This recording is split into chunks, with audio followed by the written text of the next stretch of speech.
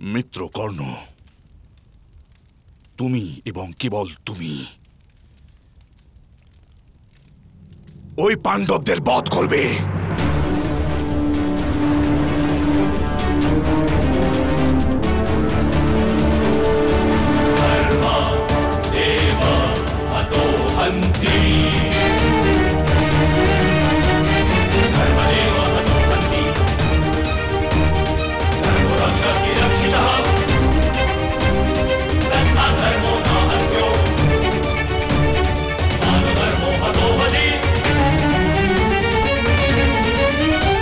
মিত্র দুর্যোধন, সরসেনাপতি হওয়ার অধিকার আমার পিতার রয়েছে।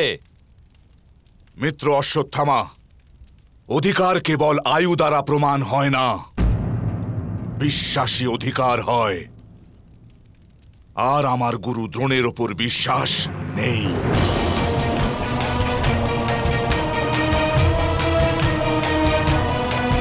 গুরু দ্রোণের পাণ্ডবদের প্রতি পক্ষপাতিত্ব আছে। কিন্তু মিত্র, মহারথী কর্ণের নেতৃত্বে আমার পিতা যুদ্ধ করতে পারেন না। মহামহিম ভীষ্ম ব্যতীত উনি অন্য কারো আদেশ পালন করতে পারেন না। তবে আমি তাকে নিজের দুর্ভাগ্য মেনে নেব।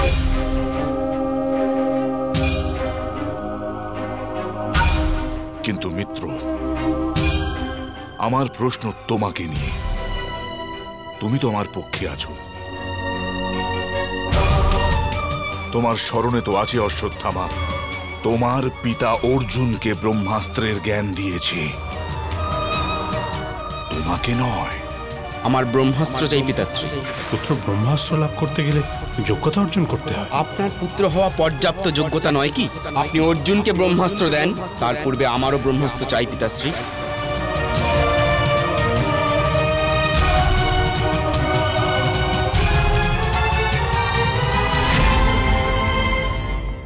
মিত্রকর্ণ, তুমি জীবনভর অর্জুনকে বধ করার স্বপ্ন দেখেছ। আজ আমি তোমাকে সেই স্বপ্ন পূরণ করার সুযোগ দিচ্ছি। প্রস্তুত হও ওই অর্জুনকে বধ করার জন্য।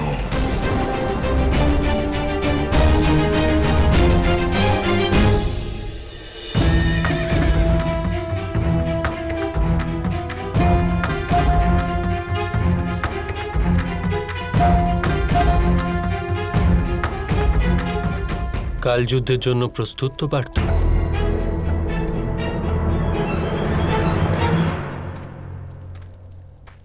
ধর্মের জন্য প্রস্তুত মাধব। কাল কুরুক্ষেত্রে অঙ্গরাজ কর্ণ প্রবেশ করছেন,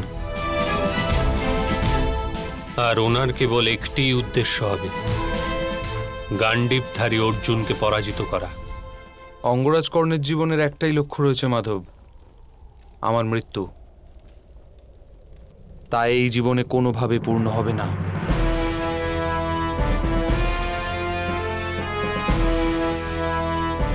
নিজের শক্তির ওপর এত বিশ্বাস পার্থ? এ কথা ভুলো না, অঙ্গরাজ কর্ণের নিকট ভগবান ইন্দ্রের দ্বারা প্রদত্ত শক্তি আছে, যার প্রয়োগ উনি কেবল তোমার উপরই করবেন। একবার তোমার নাম নিয়ে ওই শক্তি যদি অঙ্গরাজ কর্ণের ধনুক থেকে নিক্ষিপ্ত হয়, তবে তার প্রহার কখনোই ব্যর্থ হবে না।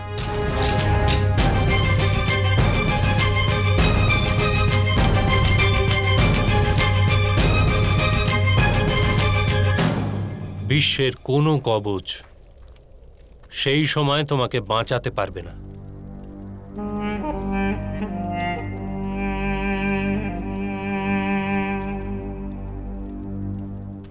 জীবন আর মৃত্যু উভয়ই মিথ্যা। এই জ্ঞান প্রদানের পর আপনি আমাকে মৃত্যু দ্বারা ভয়ভীত করছেন মাধব।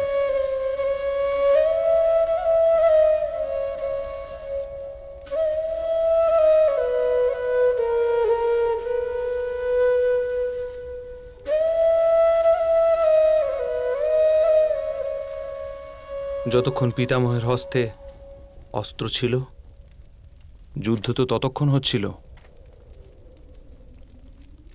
এখন কুরুক্ষেত্রে যুদ্ধ নেই আর।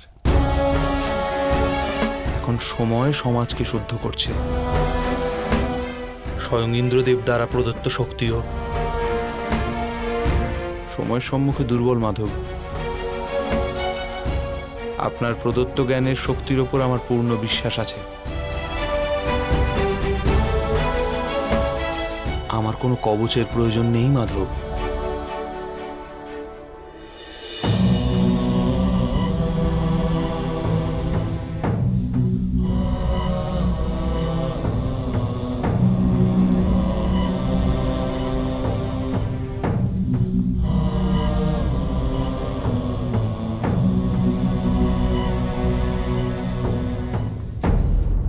পিতাশ্রী,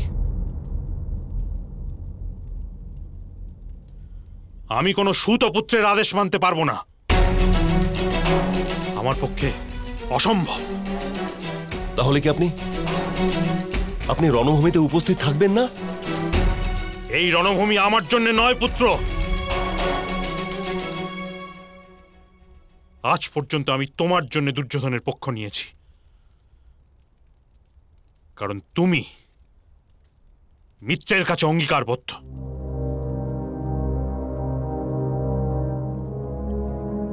আর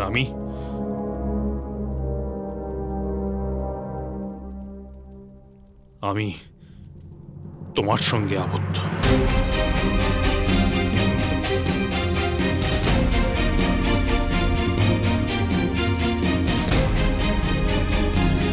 বিবশ ছিলাম আমি।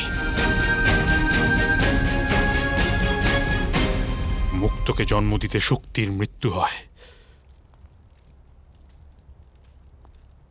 ফলকে জন্ম দিতে ফুলের মৃত্যু হয়। এরকমই হয় মাতা পিতার স্নেহ। তারা নিজের সন্তানদের ত্যাগ করতে পারে না।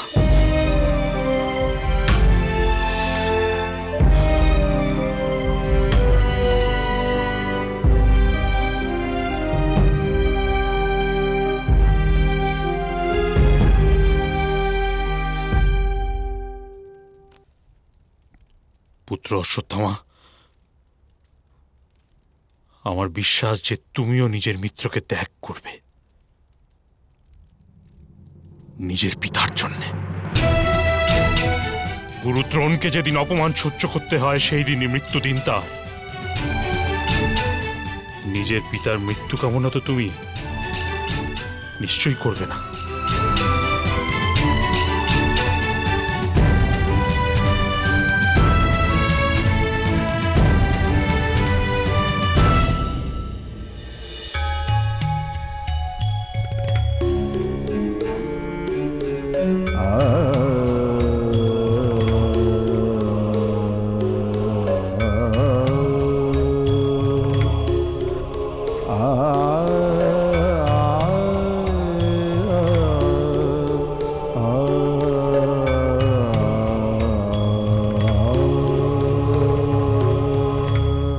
মহামহিম,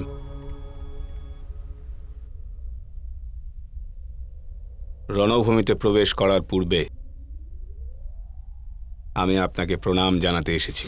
আপনাকে দেওয়ার মতো আমার নিকট কোনো আশীর্বাদ নেই অঙ্গরাজ। আমি জানি মহামহিম, আপনি আমার অস্তিত্বকে ঘৃণা করেন। আপনি সর্বদাই আমাকে অপমান করেছেন, সর্বদাই আমাকে হস্তিনাপুর থেকে দূরে সরানোর প্রচেষ্টা করেছেন। কিন্তু মহামহিম, আপনার প্রতি আমার শ্রদ্ধা কখনো হ্রাস পায়নি। মূর্খ তুমি কুন্তিপুত্র।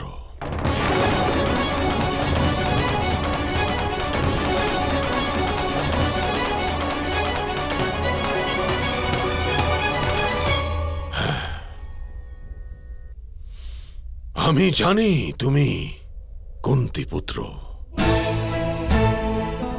ভগবান সূর্য নারায়ণ তার প্রসাদ তুমি।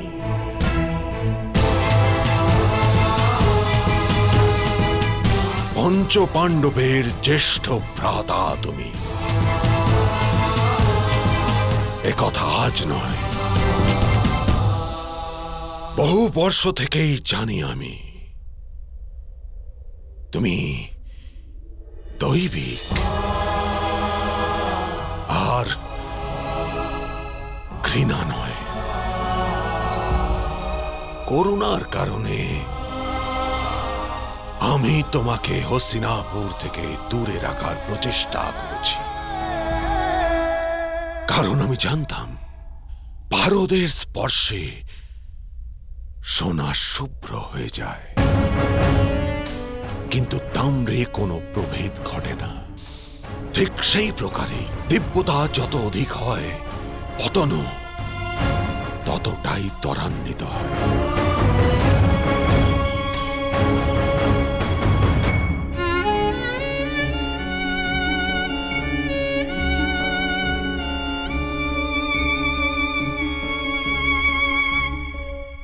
আমার জন্মের রহস্য তো আপনি জানেনই মহামহিম,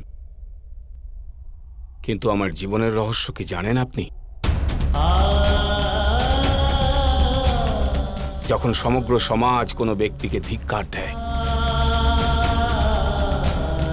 তখন সমগ্র জীবন তার নিকট মৃত্যু সমপ্রতিপন্ন হয়।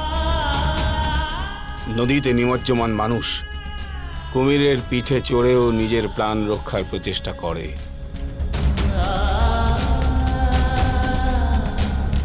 যখন সমগ্র সমাজ ধিক্কার দেয়, তখন ব্যক্তি ধর্ম অধর্মের জ্ঞানী হতে পারে না মহামহিম। আমি জানি সেটা পুত্র। বীজ যেখানেই পতিত হয় সেখানেই বড় হয়, সে নিজের স্থান পরিবর্তন করে না। এ তোমার দুর্ভাগ্য যে তোমায় এই অধর্মীদের মাঝখানে সর্বপ্রথম স্থান নিতে হয়েছে। আর তোমার সৌভাগ্য সমস্ত সমাজের দুর্ভাগ্য হয়েছে।